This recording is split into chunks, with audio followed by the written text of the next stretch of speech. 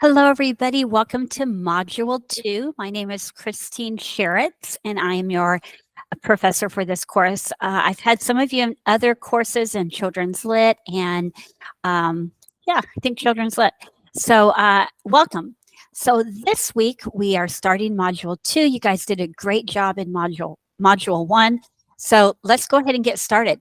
So, this week in Module 2, we're going to be concentrating on diverse learners. And so I want to share a tab so you can kind of see where we are at.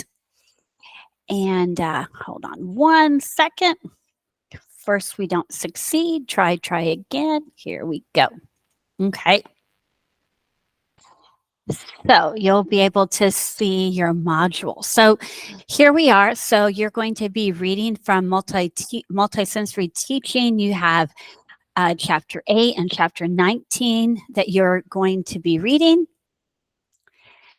I'm going to go back here. Besides that reading that you're going to be doing, there are a couple of videos that you're going to be watching. And so one of those videos is about students with accommodations. And then you're going to be watching about executive function. And this is really important because students with learning disabilities generally have, and even students with attention deficit disorder, one of the main issues is executive function. So I would like you to watch that video.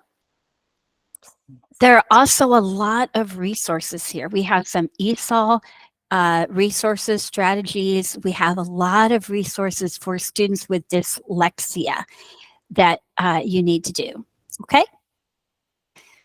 So that's what you're going to do for the reading. And then for your assignment, for your discussion board, this week you're going to read and watch the videos. And then the question is, this week you have read about readers with diverse needs, ESOL students, students with dyslexia, students from adverse childhood experiences, children with executive functioning disorders. Choose one of these needs, explain how the need impacts reading, and explain what accommodations are necessary in the classroom. And so again, you have the rubric here that you'll use. So this week, this is a new redesign for this course. So I designed this course over the summer. So if you like the course, well, let me know if there's something in the course that is difficult or confusing in the design. I would like that feedback also. So when we look at the course, the reason I designed it this way is, moving forward in the rest of the modules, you're going to be coming up with strategies, and you really don't have to come up with the strategies. The strategies are in the teaching resource, source book, the other textbook that you have. And you're going to come up with strategies for phonemic awareness, phonological awareness, phonics, fluency, comprehension, and vocabulary. 5 strategies for each one. And you don't have to make up those strategies. All those strategies are in that book. But what you do have to think about is, what are accommodations? How can you do accommodations for those strategies?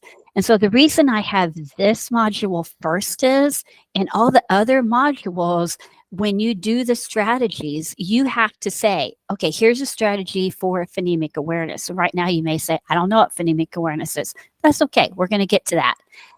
You have to think about, how can I adapt this strategy for children that maybe are English second language learners? How can I adapt this strategy for students that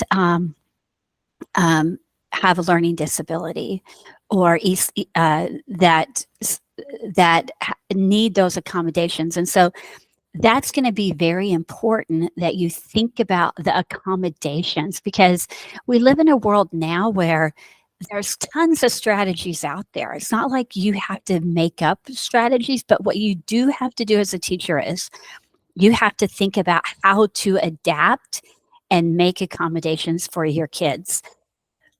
But you don't have to do that by yourself because you have a lot of different ways that you can make those accommodations. So that's why I've given you, for example, these ESOL strategies. So you can, when you think about going to, when you, maybe you're doing phonemic awareness, these are all different kinds of ways that you can adapt and a strategy for an ESOL learner.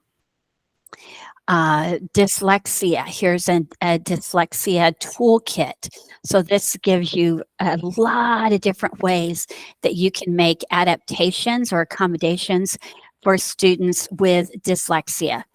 So I hope that you'll continue to go back to this module and you won't forget about this module. Here we have the dyslexia toolkit. It's another resource that you can go to because this has a lot of really good resources for students that have dyslexia that you can use for them, okay? Just as a little reminder, and that just talks about you will develop a reader's notebook with strategies, and for each strategy, you'll develop accommodations for students with reading difficulties and ESOL students. So that's why I have this the way it is. Okay. I think that's all that I wanted to tell you for this module. I will be doing probably a video for every module. I'm going to try to add in some hands-on activities that I can show you with each module. The first two modules were a little light on the workload, but things are going to start picking up in module 3. Module 3 is when you'll start actually doing your first lesson, and that's an interactive read aloud. So things are going to start picking up. So you might want to start looking ahead in the modules so you'll understand what are the requirements moving forward. As always, email me if you have any questions. I'll be more than happy. If you ever want to set up an individual Google Meet, I am more than happy to do that.